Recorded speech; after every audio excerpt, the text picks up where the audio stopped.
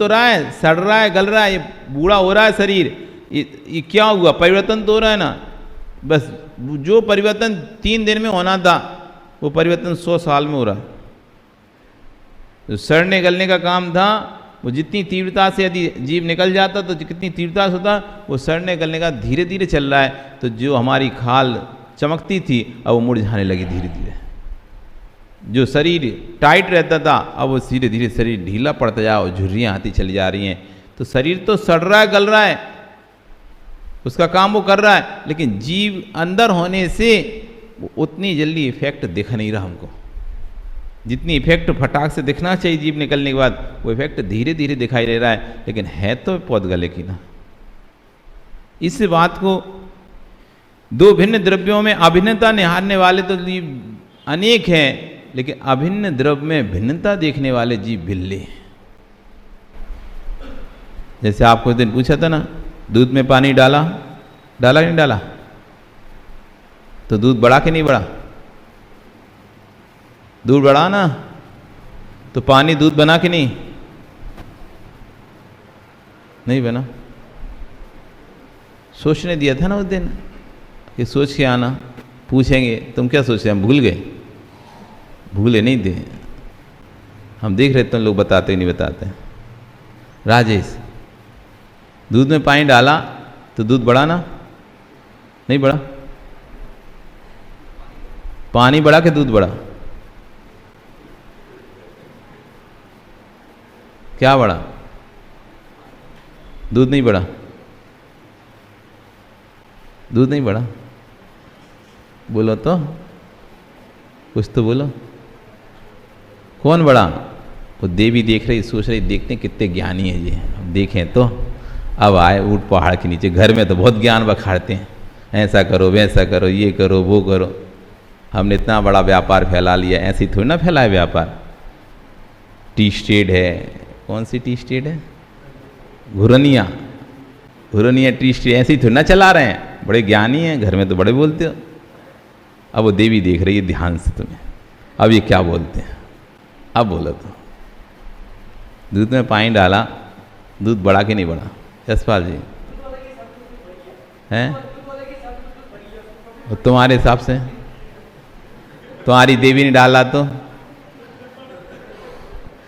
तुम दूध लेके पहुंचो और तुम्हारी देवी दूध में पानी डाले, तुम बोलोगे नहीं अरे दूध इतना कैसे हो गया, हम तो कम ले आए थे, दूध कैसे बढ़ गया? तो दूध बढ़ा कि नहीं बढ़ा? बढ़ गया। बोलो यशपाल जी, दूध बढ़ गया क्या कि नहीं बढ़ा? बोले ही नहीं रहे। अरे भीकम जी आप ही बताओ, आपकी तो खूब गाय है।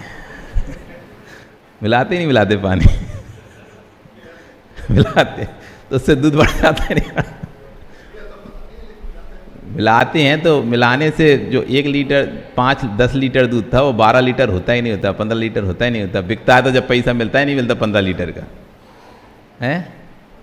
तो क्या बढ़ता है, दूध बढ़ता है कि पानी बढ़ता है? क्या बढ़ा, दूध बढ़ा कि पानी बढ़ा?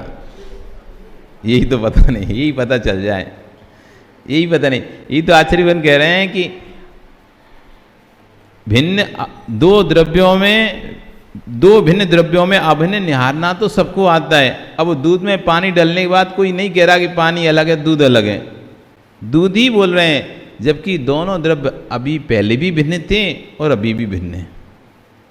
अन्नोनम पविसंता दिनता ओगा समर्ण मर्ण से मेलिनताविडिचम सगम स्वावर्ण विझंती।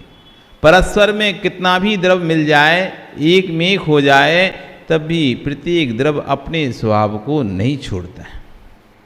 जिस द्रव्य का जो स्वभाव है वो वैसा ही रहता है। अब दूध में पानी मिलने पर भी पानी भिन्न क्यों नहीं दिखाई दे रहा, उसका कारण पूछना है तो आपको आचार्य उमा स्वामी महाराज से मिलना पड़ेगा कि दूध में हमने पानी डाला, जबकि पानी अभी भी पानी है, दूध फिर दूध ही है, पानी दूध बना नहीं है, दूध पानी हुआ नहीं है, तब भी पानी भिन्न क्यों नहीं दिखाई दे रहा, जबकि पानी तो पानी है, तो भिन्न अलग से दिखाई देना चाहिए। तब उमा स्वामी महाराज कहेंगे बंदेदिकौ पारणामिकौ च। जिसके शक्ति अंश अधिक होते हैं वो दूसरी वस्तु को अपने जैसा परिणत कर लेता है। यहाँ दूध के शक्ति अंश अधिक हैं, दूध की शक्ति अंश अधिक होने से जो पानी का रंग था वो दूध के रंग जैसा दिखाई देने लगा है, लेकिन पानी पानी ही रहा है। जब पानी की शक्ति अंश अधिक होते, कोई टंकी होती तो उसमें 1 लीटर दूध डालते, दूध के शक्ति अंश में पानी बन जाते। वो सफेदी, जो दूध की सफेदी है, दूधियापन है, एक टंकी पानी में आपने 1 लीटर दूध डाल दिया तो बताओ वो पूरा पानी सफेद होगा क्या? बल्कि वो दूधिया जो पन था वो और पानी जैसा हो जाएगा। उसके परमाणु बिखर कर कैसे हो जाएंगे? पानी जैसे। अब शक्ति अंश पानी का जब अधिक होता है तो दूध के परमाणु पानी रूप परिणत दिखाई देते हैं। जब शक्ति अंश दूध का अधिक होता है तो पानी के परमाणु दूध रूप परिणत दिखाई देते हैं। लेकिन दोनों परमाणु अपने में आज भी वैसे ही स्वतंत्र हैं। दूध में कितना भी पानी डालें, लगता है दूध बढ़ गया, दूध बढ़ गया, लेकिन दूध नहीं बढ़ा, पानी बढ़ा है। पर पानी क्यों नहीं दिखाई दे रहा? क्योंकि दूध के शक्ति अंश अधिक हैं। आप पानी डालते रहो, डालते रहो, डालते रहो, दूध के शक्ति अंश कम होंगे, वो पानी दिखने लगेगा तुमको, पानी दिखने लगेगा। तो कह रहे हैं कि दो भिन्न द्रव्यों को अभिन्न निहारने वाले तो अनेक हैं, लेकिन अभिन्न द्रव्य को भिन्न देखने वाले द्रव्य बिल्ले हैं। किंचित भी विवेक जागृत हो जाता है तो ज्ञानियों कभी अशुभ निर्णय तेरे अंदर में ना आते। पश्चाताप तो अशुभ करने के उपरांत होता है। ये पश्चाताप अशुभ करने के पूर्व आ गया होता तो विश्वास रखना पश्चाताप ही नहीं करना पड़ता। आदमी अशुभ करने के बाद पश्चाता ना, अशुभ करने के बाद पश्चाताप करता है, अरे मुझे ऐसा नहीं करना चाहिए। ये ज्ञान यदि पहले आ जाता, क्योंकि व्यक्ति जब फंसता है ना तब उसको लगता है मैंने गलत किया, जब करता है तो उसे नहीं लगता। जैसे अब आप व्यापार कर रहे हो और उसमें यदि आपको नंबर 2 का काम करना हो या नंबर 2 का सामान खरीद रहे हो आप, उस समय नहीं लगेगा आपको मुझे नहीं खरीदना चाहिए, नहीं खरीद। लेकिन कई दिन फंस गए, पकड़े हो गए, चोरी का माल पकड़ा हो गया या जो चोर पकड़ा हो गया और उसने बोल दिया कि इस सेठ के यहाँ बेचा था, अब सेठ की तो लट गई। वो तो गया माल भी गया, जो उसने खरीदा था वो माल तो देना ही पड़ता है, ऊपर से हजारों लाख रुपए और उसके केस को रफा दफा करने में देना पड़ता है। तब उसको लगता था, तब उसको आता है अरे यार मुझे नहीं खरीदना चाहिए था। अब आ रहा पछता, आगे से नहीं खरीदूंगा। जब किसी रेट वेट पड़ जाती ना अच्छी, कोई अच्छा काम करता हो, कोई सोने चांदी के स्मगलिंग के काम कर रहे हो, वो बाद में अच्छी पकड़ गए ना तो फिर कहते अब तो नहीं करें कभी, अब नहीं करेंगे काम ये वाला, अब तो छोड़ दिया हमने, अब तो हमने काम छोड़ दिया, अब बहुत पश्चाताप, एक बार भुगत बैठ गए, अब नहीं करते। तो जो पश्चाताप बाद में होता है तो कह रहे हैं यदि वो पश्चाताप पहले हो जाए तो पश्चाताप ही क्यों करना पड़े। सभी जीव ज्ञानी हैं, ज्ञानी होना भिन्न विषय है और ज्ञान का उपयोग करना विद्या का होना भिन्न विषय। ज्ञानी होना भिन्न विषय है और ज्ञान का उपयोग करना भिन्न विषय। आनंद से जीने के परिणाम थे, सुख से जीने के परिणाम थे, तो ज्ञानी विवेक को खोया ही क्यों। तटस्थ होकर समझना, मध्यस्थ होकर समझना। जगत की संपूर्ण वस्तुएं अपने आप में तटस्थ हैं, संपूर्ण द्रव्य अपने आप में तटस्थ। तटस्थ मतलब समझते हो, मतलब कुछ आपको कह नहीं रही, वो अपने आप में हैं, आपको कोई इंटरफेयर नहीं। तटस्थ का मतलब होता है कोई इंटरफेयर नहीं करे आपके किसी कार्य में, मध्यस्थ रहता है, तो उसको कहते तटस्थ, मतलब आपसे कोई मतलब नहीं रख रहा वो।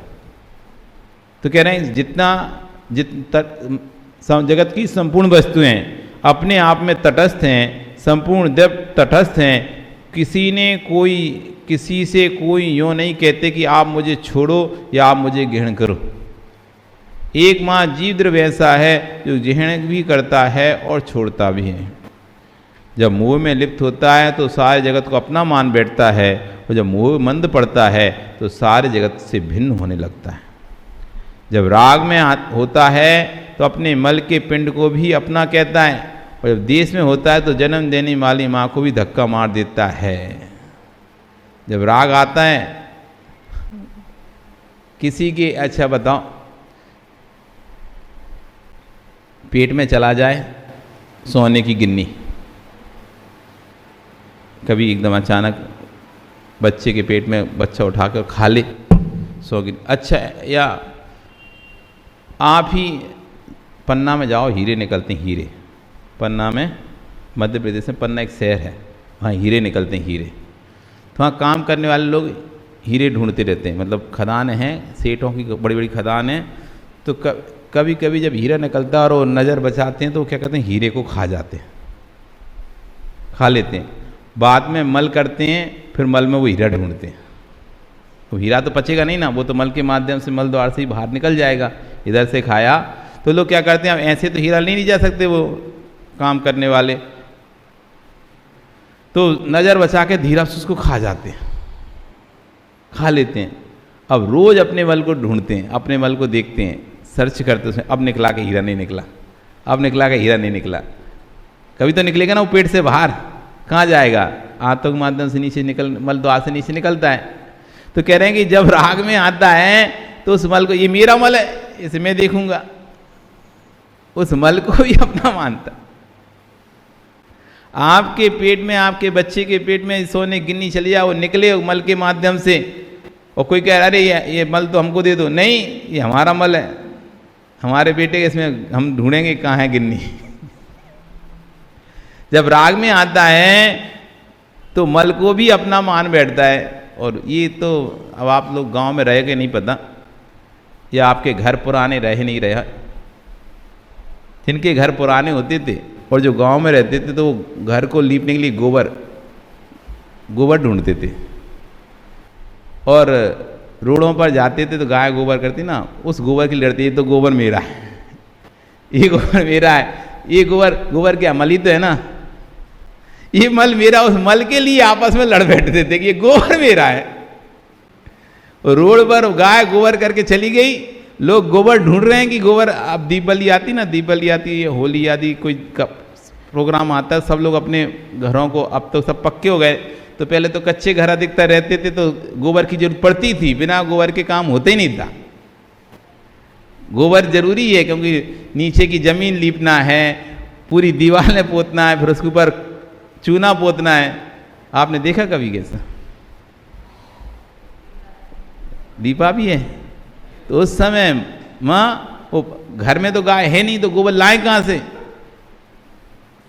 तो क्या बाहर जाते थे डोलिया लेके नहीं घूमने, थैली लेकर, तो जहां गोबर मिलता था फटाक थैली वाले।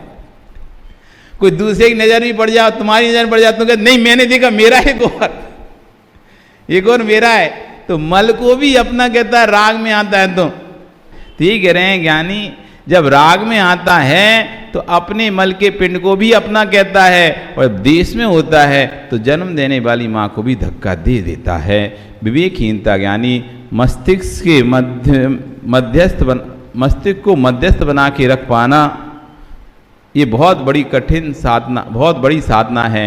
मस्तिष्क को, अपनी प्रज्ञा को, अपनी बुद्धि को मध्यस्थ बनाकर रखना, ये बहुत बड़ी साधना है।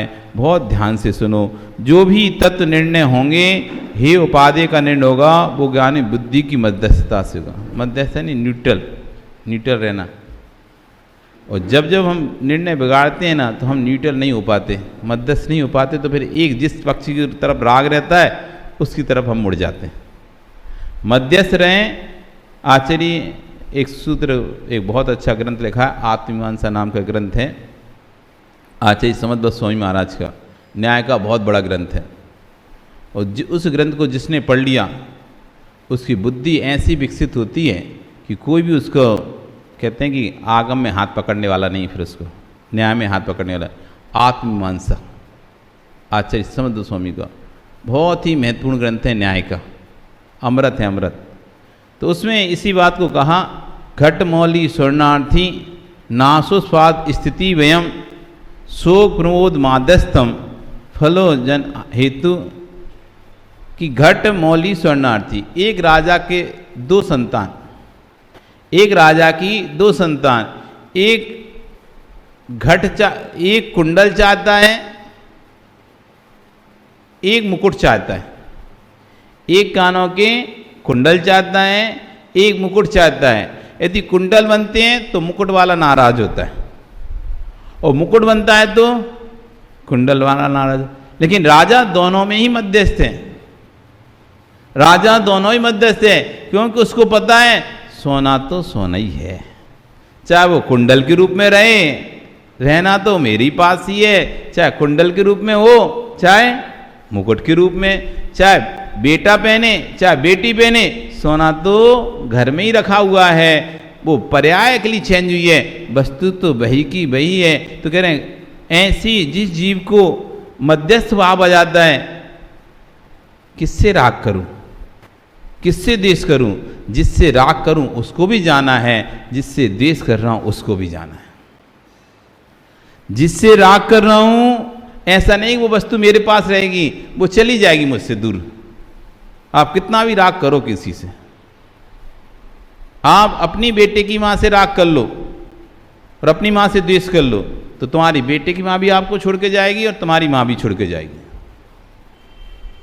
कोई भी नहीं रुकने वाला आपके पास, कोई भी आपका साथ देने वाला नहीं है दोनों में। फिर राग किस पे करना, तटस्थ हो जाएगा, मध्यस्थ हो जाएगा। जब दोनों ही छोड़ने वाले हैं, दोनों ही छोड़ के जाने वाले हैं, फिर राग किस पर और द्वेष किस पर, मध्यस्थ भाव। तो कह रहे हैं जो मध्यस्थ भाव की साधना है वही व्यक्ति जो मध्यस्थ भाव की साधना करता है, ऐसा व्यक्ति ही तत्व के निर्णय कर पाता है, हो ही उपादेय का निर्णय कर पाता है। जिसकी बुद्धि में मध्यस्थता नहीं है वो तत्व का निर्णय नहीं कर पाएगा। अत्यंत हर्षित भाव में ज्ञानियों तत्व का निर्णय नहीं होता, अत्यंत दुखी भाव में तत्व का निर्णय नहीं होता, अत्यंत संक्लेशित परिणाम में भी इस तत्व का निर्णय नहीं होता। क्योंकि हर्षित परिणाम, संक्लेश परिणाम, हर्षित परिणाम भी संक्लिष्टता के परिणाम है और विषाद परिणाम भी संक्लिष्टता के परिणाम है। लोगों ने हर्षित होने को आनंद मान लिया, हर्षित होने को लोगों ने विशुद्धि मान लिया, जबकि हर्षित होना विशुद्धि नहीं है। क्योंकि 9 कषाय में हास्य कषाय है, उस हास्य कषाय का उदय रहेगा तो व्यक्ति संक्लेशित ही होगा। अन्यथा हर्षित होने से कर्म निर्जरा होना चाहिए। जैसे क्रोध कषाय चात मोहिनी कर्म का आश्रव कराती है, वैसे हास्य कषाय भी चात मोहिनी कर्म का ही आश्रव कराती है। उबलते पानी में चेहरा दिखाई देता है क्या, बर्फ में चेहरा दिखाई देता है क्या? प्रश्न किया। उबलते पानी में चेहरा दिखाई देता है, बर्फ में चेहरा दिखाई देता है। ये दोनों ही स्वभाव से भिन्न है, इसलिए इसमें चेहरा नहीं दिखाई दे रहा। एक पानी गर्म है और एक पानी ज़्यादा ठंडा है, एक बर्फ के रूप में हो गया ठंडा और एक उबल रहा है। दोनों में आपको अपना चेहरा दिखाई नहीं देगा, दोनों ही पानी आपके लिए काम के नहीं है। जब पानी दोनों ही अपने स्वभाव में आएंगे, वो बर्फ वाला पानी अपने स्वभाव में आएगा, पिघल के नहीं, गर्म होगा वो पानी, और गर्म वाला पानी ठंडा होगा, तब दोनों जो अपने स्वभाव में, तब वो पानी काम में आएगा। दोनों ही स्वभाव से भिन्न हो चुके हैं। जैसे शीतल बर्फ में चेहरा नहीं दिखता, उबलते पानी में चेहरा नहीं दिखता है, ऐसी हर्ष के अतिरिक्त में जिनागम में लिखा है सिद्धांतों की वासना नहीं करना। पर्व के दिनों में विशिष्ट धार्मिक अनुष्ठान हो रहे हो, अत्यंत उत्साह चल रहा है, ऐसे काल में सिद्धांतों की वासना नहीं करना। क्योंकि यदि ऐसे काल में सिद्धांत की वासना करते हैं तो वस्तु के सही स्वरूप को हम प्राप्त नहीं कर पाते हैं, समझ नहीं पाते हैं। आज आपका समझ हो गया।